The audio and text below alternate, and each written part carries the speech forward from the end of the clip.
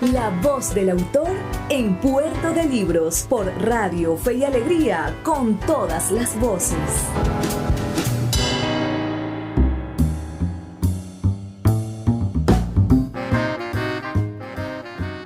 Hoy en nuestra sección La Voz del Autor tendremos nada más y nada menos que una entrevista con el gran Ángel Lombardi, uno de los intelectuales más comprometidos con nuestra ciudad y cuya labor académica lo ha llevado a los más altos estamentos de la vida universitaria.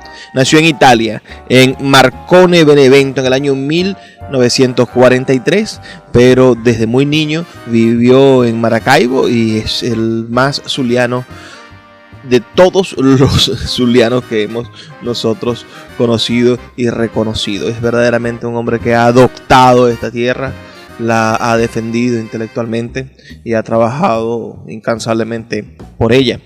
Se graduó en la Universidad del Zulia en el año 1967, siendo de la primera promoción de licenciados en Educación, mención Ciencias Sociales. Al año siguiente obtuvo una titulación en Filosofía y Letras de la Universidad Complutense de Madrid.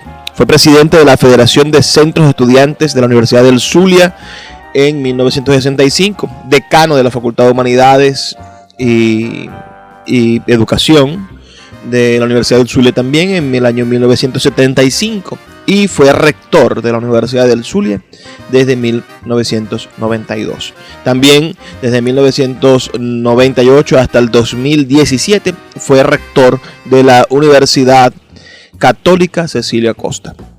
Sin duda estamos al habla con uno de los hombres que ha vivido más intensamente el mundo universitario. Es autor de al menos 15 publicaciones bibliográficas y su voz se ha consolidado como referencia de la heterodoxia política en la región y el país. Profesor Lombardi, es un honor tenerlo en Puerto de Libros, librería radiofónica. Primero, quisiera que le diera un saludo a nuestra audiencia y luego que nos comentara cómo pasa los días en esta cuarentena. Saludos, Luis. Bueno, y a toda la audiencia. Bueno, en la cuarentena la he asumido con mucha disciplina. Afortunado en cuanto que estoy acompañado por mi familia, nietos, etcétera. Y más o menos siempre he tenido algún tipo de disciplina en mis horarios. Habitualmente en la mañana la dedico fundamentalmente a leer, mantener contacto con familia y amigos con los medios electrónicos, vía internet, el Twitter, etc. En la tarde normalmente comparto lectura y cine, y dentro de una rutina de algún tipo de actividad, compartir, etcétera. En fin, aburrido no he estado, pero evidentemente que el sentimiento de que esto no puede ser normal ni convertirse en un sistema permanente de vida, evidentemente que creo que hay que pensar en que pronto vayamos recuperando una normalidad progresiva. Hay muchos pensadores de la actualidad que ven en la pandemia por COVID-19 una especie de punto de quiebre para la humanidad. Desde ya asumen que existirá una nueva normalidad, porque mientras no tengamos una cura o tratamiento efectivo, los repuntes infecciosos seguirán. Más allá de las medidas de distancia social, ¿usted cree que este episodio sanitario tendrá alguna repercusión en la conducta general del hombre? ¿O en menos tiempo del esperado conseguiremos la forma de continuar con el ritmo del siglo XXI? Creo que se ha exagerado el tradicional amarillismo mediático, el problema de fin de mundo, el apocalipsis, todo va a ser diferente. Las cosas en la historia no ocurren de un día para otro. Evidentemente que esto va a tener su impacto y sus consecuencias, pero básicamente la vida histórica, social, económica y política va a seguir su rumbo y su ritmo. Una economía no se cambia de un día para otro, una sociedad no cambia sino en siglos. Políticamente puede haber cambio imprevisto de un día para otro, de un año para otro, pero dentro de un proceso político que es una continuidad. Así que yo no comparto ni la visión apocalíptica y fin de mundo. La humanidad ha enfrentado estos desafíos muchísimas veces y que el retorno a lo que pudiéramos llamar la normalidad social va a depender de la respuesta eficaz de cada país, cada sociedad, cada gobierno y las circunstancias de cada país, en mejores o peores condiciones. Un país organizado como Alemania ya controló la situación, está retomando su normalidad, siguen siendo la misma Alemania de hace 3 meses, 6 meses, y lógicamente a ciertos niveles evidentemente que habrá que pensar en respuesta frente a este tipo de contingencia. La vacuna de la inmortalidad no se ha inventado todavía, de tal manera que siempre estamos en riesgo, siempre hay riesgo de guerra, conflicto político, internos, externos. La economía tiene ciclos de crecimiento y no crecimiento. Hay sociedades que manejan mejor sus políticas y otras no. Ahora, el caso de Venezuela es muy particular. Nosotros vivimos una emergencia sanitaria desde hace muchos años, a causa de la crisis política e institucional que usted ha estudiado muy bien. La normalidad a la que retornaríamos en Venezuela no es tal. ¿Qué podría aspirar el venezolano después de superar estos 2 meses de encierro? ¿Hay algo cifrado en esta nueva prueba que vivimos como sociedad? El problema de nuestro país, Luis, es complejo porque, como tú muy bien apuntas, es de larga duración. O sea, una crisis del modelo petrolero rentista, ya en los años 80 se vio la sintomatología.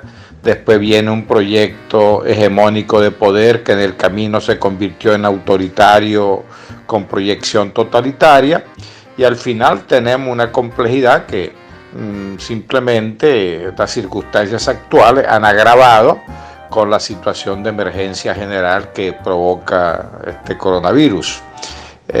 Ahora yo creo que más allá de un plan de emergencia que evidentemente hay que asumir, y con todos los apoyos de toda la sociedad y del exterior que pudiera obtenerse, no hay que perder de vista que el problema venezolano sigue siendo el desacuerdo profundo interno que hay, y que eso pasa por una solución política que para mi gusto no puede ser ni violenta ni de crisis que se retroalimenta a sí misma, sino un acuerdo razonable de los factores políticos protagonistas de este proceso, que son, en primer lugar, el gobierno nacional, su partido político, el PSUV, los otros partidos de la oposición, y llegar a un acuerdo, pero en el entendido que el acuerdo no es para que continúe Maduro en la presidencia, por cuanto se ha dicho hasta la saciedad que él está usurpando un periodo presidencial. En segundo lugar, el principal responsable de la crisis nacional no es ni Dios, ni la naturaleza, ni el coronavirus, sino la irresponsabilidad de un mal gobierno que tiene de muchos años cometiendo errores garrafales, ¿no? Y por último, estos últimos 6-7 años definitivamente han sido catastróficos. Así que sin acuerdo político, pase lo que pase, seguiremos en circunstancias difíciles. En estos días compartimos en una emisión de este programa la lectura del libro El hombre en busca de sentido del psiquiatra Viktor Frankl, quien sufrió, siendo un joven médico, las desventuras de ser procesado por los alemanes como judío y llevado a los campos de concentración. Es un libro corto y contundente en la manera en la que interpreta desde la psiquiatría la experiencia de ser deshumanizado. Uno de los puntos que trataba el Dr. Frankl era la transformación del hombre en pos de su supervivencia. Perdemos nuestros valores, nuestra identidad, los atributos sociales que nos definen cuando las circunstancias nos obligan a elegir entre seguir viviendo o aferrarnos a quienes somos. También decía Frankl que quienes sobrevivieron tuvieron que hacer cosas que cualquier persona consideraría detestable. Si vemos la manera en la que se ha castigado al Zulia desde sus servicios públicos hasta la integridad cultural de sus infraestructuras y tradiciones, ¿Qué clase de zuliano emergerá de esta crisis política? ¿Y qué valores cree usted que deberíamos salvaguardar para proteger la identidad del zuliano? Conozco el importante libro que tú citas, de Víctor Frank. Siendo muy difícil la situación venezolana, nosotros particularmente muy sentido en el Zulia, porque aparentemente la crisis eléctrica, de agua, etcétera, ha sido mucho más intensa que en otras regiones, pero este es un problema general del país, de muchos años, como ya decíamos en una respuesta anterior.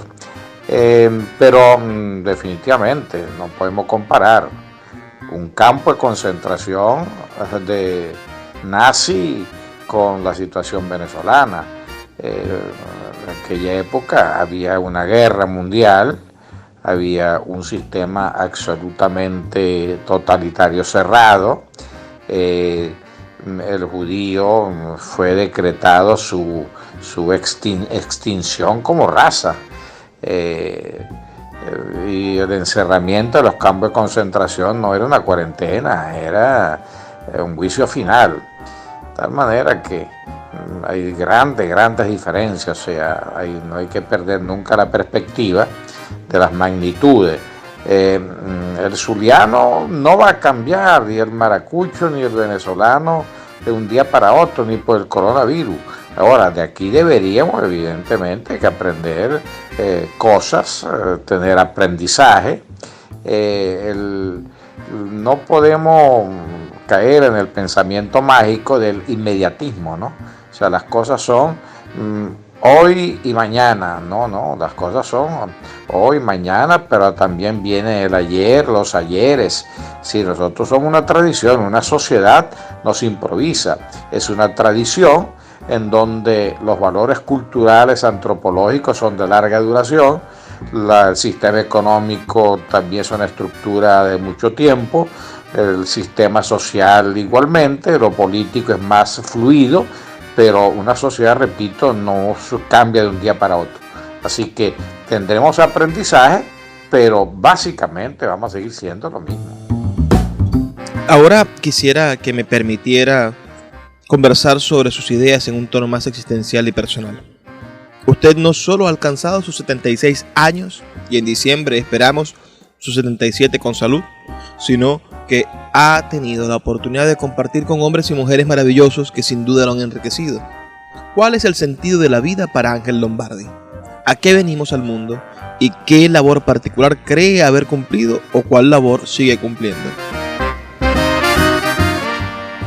Bueno, ya esto sí son preguntas muy difíciles, Luis, porque cuando uno hace un repaso retrospectivo, como mi edad me lo permite y me obliga, la vida tiene muchos elementos de definición. Y uno va descubriendo muchas cosas, pero pensar que puede ser un ser humano, cualquiera, puede ser reducido a una clasificación o unas pocas categorías, sería una simplificación. Somos complejidades en donde muchas características nos acompañan, muchas cosas están con nosotros desde siempre y otras van cambiando. Ahora, dentro de mi caminar particular, creo que en primer lugar uno tiene que intentar de ser auténtico, es decir, tratar de crear una coherencia en su vida entre lo que piensa, dice y hace, ¿no? La ética en el fondo no es más que eso, ser ético porque vivimos con otros seres humanos y nada que dañe a otro ser humano es correcto. Entonces hay que tener mucho cuidado y no dañar a nadie en ningún sentido. Entonces asumirnos desde la ética creo que es muy importante, es decir, la coherencia y lógicamente la integridad personal en el sentido que sí sabemos que está mal y que está bien. por lo menos hay unos códigos culturales y personales en ese sentido. Bueno, ser coherentes, tratar de ser íntegro, tratar de ser honrado hasta lo posible, no creerse nunca mejor que nadie. Somos diferentes y personalizados, pero no somos mejores que nadie. Y aprender a convivir, a respetar, ser tolerante y aprender todo el tiempo de todo el mundo, desde que se nace hasta que se muere. Y en el camino tú vas descubriendo que realmente hay mucha gente que te va a ayudar, que te está ayudando y que para ti han sido particularmente importantes. Y a los demás, bueno, hay que respetar a todo el mundo. Hay una fórmula muy simple que lo resume muy bien: vive y deja vivir, dentro de una visión honesta del mundo y en donde tu coherencia se mantenga en lo posible, con la menor cantidad posible de contradicciones. Para terminar, profesor, quisiera reafirmar mi admiración hacia usted por su compromiso intelectual con la ciudad. Es como un padre honrado para Maracaibo. Y en su vida nos ha mostrado cómo hacer las cosas bien, con rectitud y provecho. La última pregunta va en torno a su obra. Sabemos de su labor como gerente universitario, también de su legado en el debate político, que ayuda a insuflar cordura y ahonda en temas que los actores políticos prefieren ignorar. Y en sus libros, la mayoría dedicados a su área de estudio, la historia. ¿Qué nuevo libro está escribiendo? ¿Sobre qué trata? ¿Y de qué otra manera le gustaría contribuir con la sociedad en los años venideros? Bueno, Luis, muchas gracias por la entrevista, por la oportunidad de haber conversado contigo y con quienes nos puedan escuchar. La pregunta final tuya, como tú decías, es muy existencial, ¿no? Como tú sabes, yo soy creyente, es decir, mi formación es básicamente católica, a pesar de que pretendo tener una visión universal de las religiones y las culturas, con mucha tolerancia y respeto. Y en ese sentido sé que uno tiene que seguir viviendo dentro de lo que pudiéramos llamar ya su estilo de vida. Es decir, a pesar de que la edad me va a ir obligando a cambiar ciertos hábitos, hasta donde yo pueda, mientras mantenga la lucidez y condiciones mínimas, voy a tratar de seguir siendo útil a las personas que me rodean, la ciudad donde habito, el país al cual pertenezco, en fin, y con una visión siempre abarcante de humanidad. Yo creo que las diferencias son reales, antropológicas, culturales, y son importantes, pero que realmente los seres humanos básicamente somos los mismos en dignidad y libertad. Creo profundamente en eso. Me mantengo activo, como ya tú sabes, hemos hablado, escribo, leo, veo cine, trato de utilizar las redes de la manera más útil posible y estoy en varios proyectos de escritura. Tú sabes que normalmente no se habla de lo que uno piensa escribir o publicar, pero bueno, tengo varios proyectos sobre Maracaibo y el Zulia, la cultura nacional, de geopolítica a nivel global, una visión histórico-geopolítica internacional, hacer de seguimiento a la crisis venezolana, estar pendiente de lo que pasa en el mundo. Voy ampliando lectura y haciendo relectura. En fin, trato de mantener mis actividades básicamente de servicio. Romano Guardini, un filósofo importante, distinguía en la vejez dos etapas, ¿no? La vejez y la senilidad. Mientras estemos en la vejez, podemos ser útiles. Ya en la senilidad, evidentemente que lo más piadoso es que retirarse o que te retiren, porque ya tú ya pierdes el control de tu vida. Pero gracias a Dios, creo que todavía estoy en la vejez. Y bueno, y con mucha humildad y agradecimiento uno depende mucho del acompañamiento de todos los demás, y entre ellos pues están la familia, los amigos que te ayudan a vivir. Aspiro a seguir en ese sentido sirviendo. Gracias, profesor Ángel Lombardi, por estar con nosotros en esta noche de Puerto de Libros, Librería Radiofónica. Agradecemos mucho a todas las personas que han estado en sintonía y a usted mismo por habernos dado la oportunidad de entrevistarlo, de conocer sus opiniones. Así que si ustedes, quienes nos escuchan, quieren hacer algún tipo de comentario, pueden hacerlo al 0424-672-3597, 0424-672-3597 o a nuestras redes sociales @Librería Radio en Instagram y en Twitter. Vamos a hacer una breve pausa de 2 minutos y ya volvemos con más de Puerto de Libros, Librería Radiofónica.